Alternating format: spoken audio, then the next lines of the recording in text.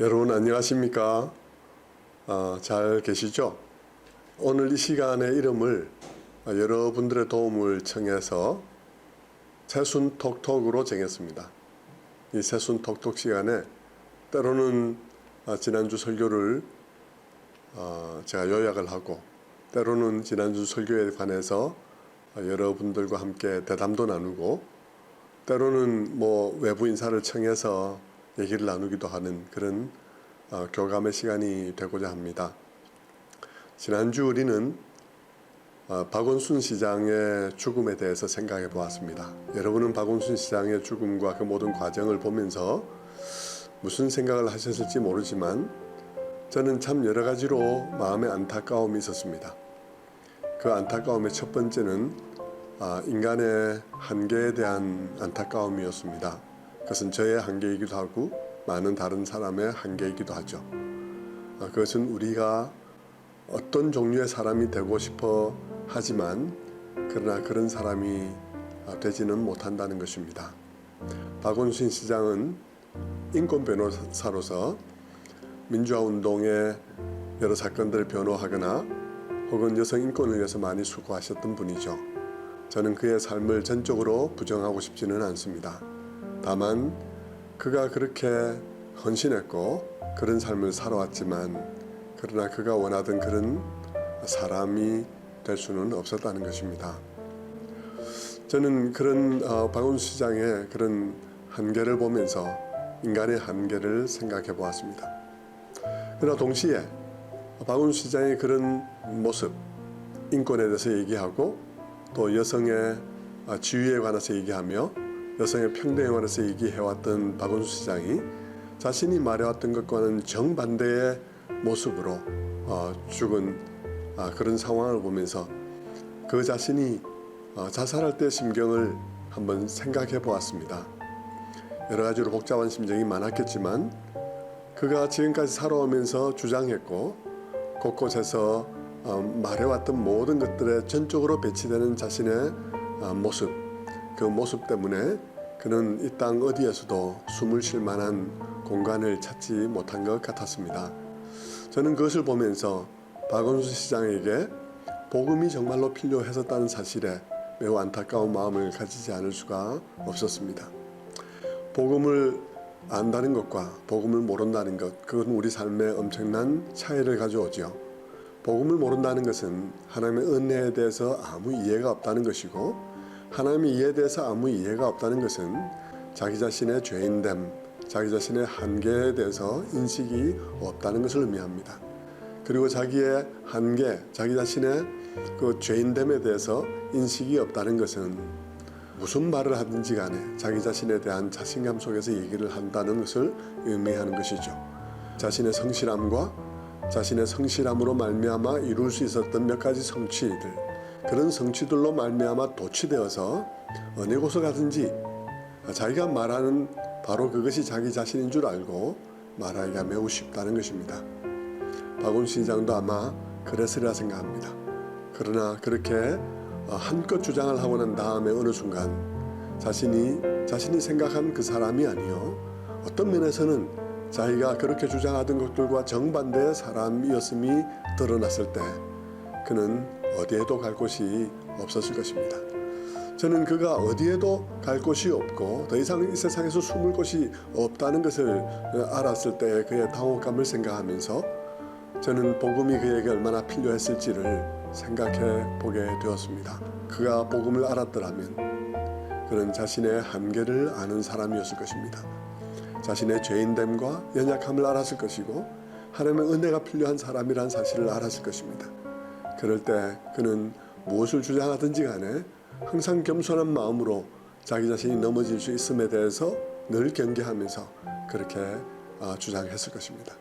그리고 정말 불행하게도 자기 자신이 말해오던 것과 전혀 다른 삶을 산 것으로 드러났을 때 그는 매우 당황스럽고 매우 수치스러우며 그는 정말 어떻게 해야 될지 알지 못할 상황이 되겠지만 그러나 그는 다른 곳이 아닌 하나님 앞으로 나아갔을 것입니다.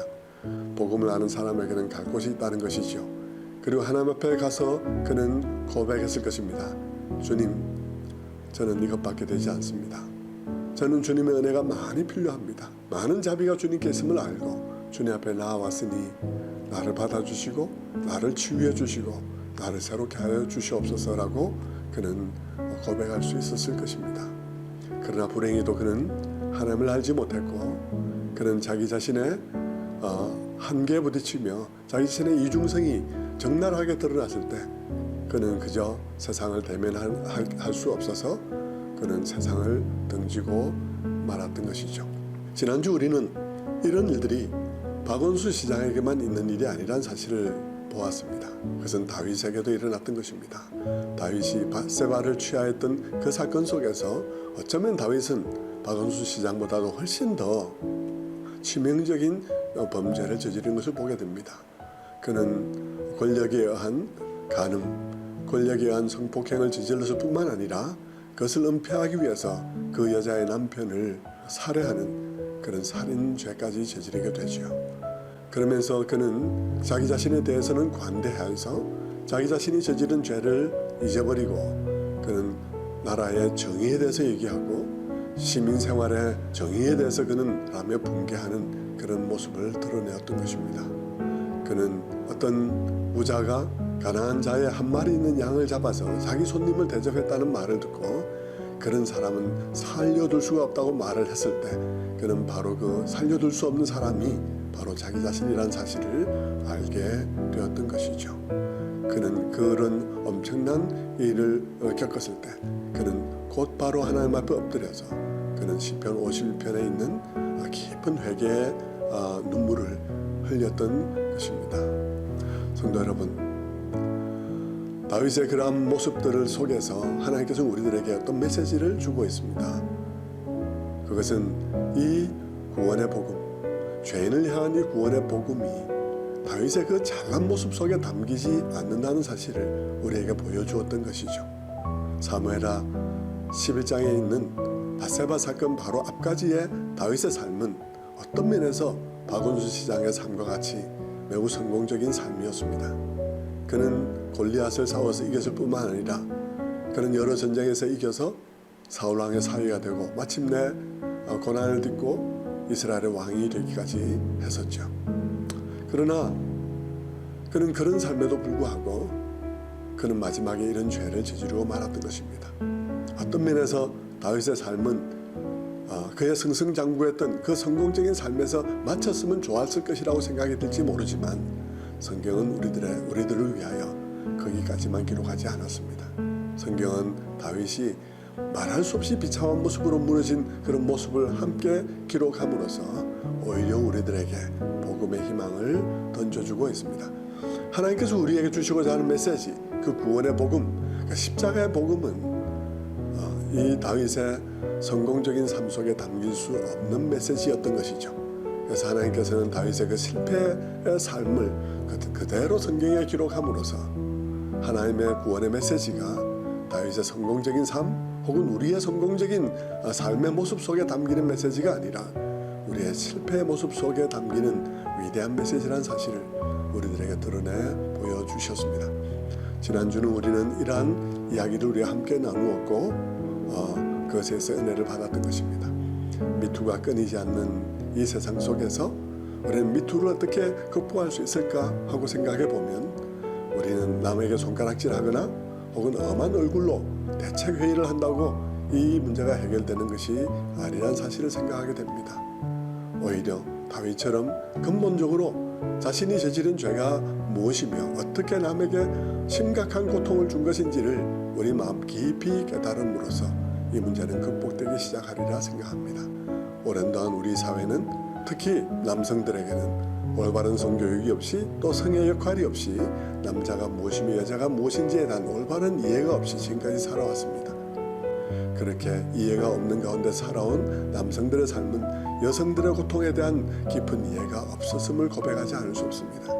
미투를 통해서 여성들이 그렇게 고통스러워하고 그렇게 오랜 세월 동안 그들이 입었던 말의 상처와 행위의 상처들을 안고 인격이 무너질 정도로 정신과 치료를 받아야 할 정도로 엄청난 고통을 겪어온 그런 사실들을 보면서 우리 남성들 속에 우리가 알았던 우리의 말들, 우리가 알았던 우리의 삶들이 우리가 생각했던 그 말과 행동이 아니었다는 사실에 대한 깊은 자각에서 반성하고 공감하며 여성들이 살아왔던 그 세월들에 관한 깊은 마음의 미안한 마음으로 하나님께로 돌아가서 하나님께서 우리 인간들에게 남자와 여자로 지으실 때 어떤 목적에서 어떤 역할들로 지으셨는지에 관한 가르침으로 돌아가지 않는다면 이 손가락질과 이 엄한 얼굴로는 미투 사건을 막을 수가 없을 것입니다.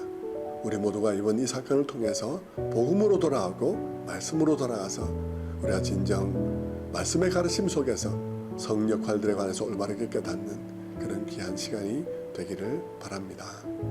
감사합니다. 여러분, 이 새순 톡톡 첫 번째 시간 어떠셨나요? 설교를 요약해서 또 설교구나 하는 생각을 하지 않았을지 모르겠습니다. 그러나 이번에는 미투 사건이기 때문에 누구를 불러서 얘기하기가 조금 애매한 부분이 있었습니다. 그러나 다음 시간에는 좀 더 다른 사람들이 참여해서 대화 형식으로 이렇게 진행했으면 합니다. 누구를 부르든지 기쁜 마음으로 와주시기를 부탁드립니다. 감사합니다.